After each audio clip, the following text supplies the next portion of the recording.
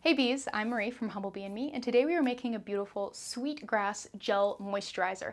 I've had a lot of requests over the years for a gel moisturizer, and so here we are. I love it, and I hope you love it too. So as this is part of our Sweetgrass series, you can probably guess, it's got some Sweetgrass hydrosol in it. If you don't have Sweetgrass hydrosol, please make sure you're referring to the blog post linked in the description box below this video to learn what you can replace it with. My main focus with this gel moisturizer was super hydration and keeping things really nice and lightweight. We are, after all, coming into summer, finally.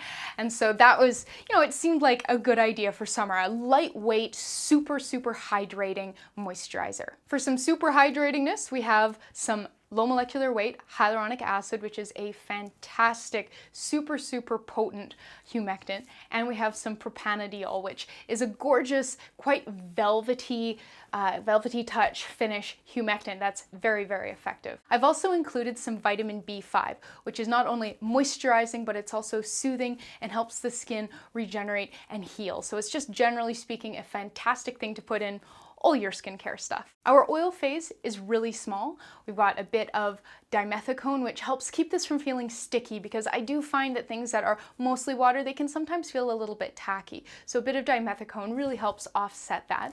And then we have some argan oil. There's a bunch of room for you to customize your oil phase. Instead of argan oil, you can use a different oil that your skin loves. And if you don't want to use dimethicone, you could look at using more of the liquid oil, or you could look at using a natural silicone alternative. I've discussed that in the blog post, also linked in the description box below. Our emulsifier and gelling agent is Aristoflex AVC, which we've used a couple times recently. So if you've been considering buying it, I'm starting to kind of tip the scales towards the yes side, because you've got a bunch of different formulas to use it in now. So Aristoflex both emulsifies our oil phase and gels the whole thing. Its cold process works beautifully, super fun to work with, gorgeous skin feel.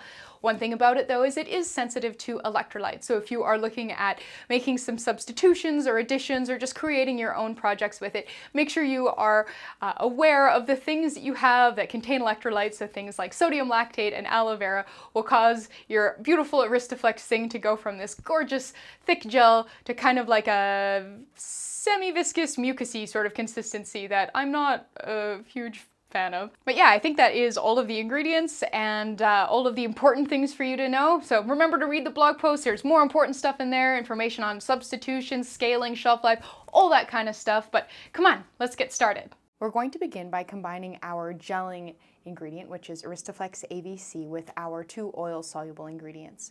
So we're going to need 0.5 gram of Aristoflex AVC, 2 grams of olive oil, and 1 gram of dimethicone 350.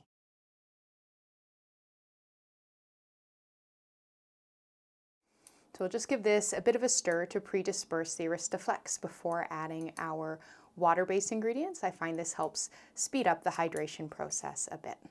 For our water-soluble ingredients, we are going to need 1 gram of Propanediol 1,3, 10 grams of a 1% low molecular weight hyaluronic acid stock, 15 grams of Sweetgrass hydrosol, 19.75 grams distilled water, 0.5 gram of panthenol or vitamin B5, and 0.25 grams liquid germall plus.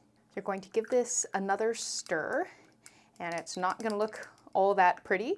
And then we're going to leave it for an hour or 2 to hydrate, and then we'll come back and stir it again.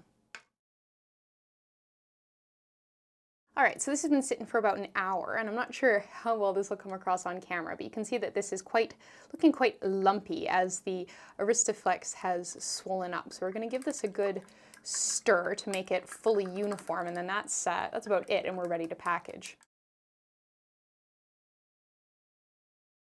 And there we go, beautiful and smooth. I did get out my little micro mini mixer, which you can see there in the background, but it doesn't look like we are going to need it at all. It definitely can be used, but not necessary. So now to package it up, I want to use this awesome little squeeze tube from Humblebee, and so to fill it, we are going to use a syringe. I find the easiest way to fill a syringe is to prop it upright in a beaker or something, and you can use something else to kind of get a little bit more upright.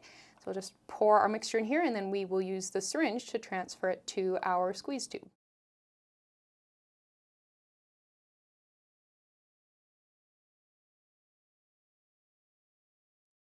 find it's helpful to squeeze as much air out of the tube as possible before you start trying to fill it to try to make room for the product. And there you go. You just made a beautiful Sweetgrass Gel Moisturizer.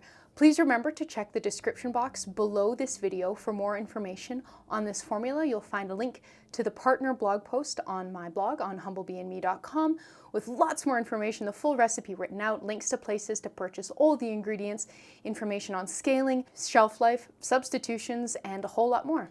So yeah, thanks so much, and I'll see you next time.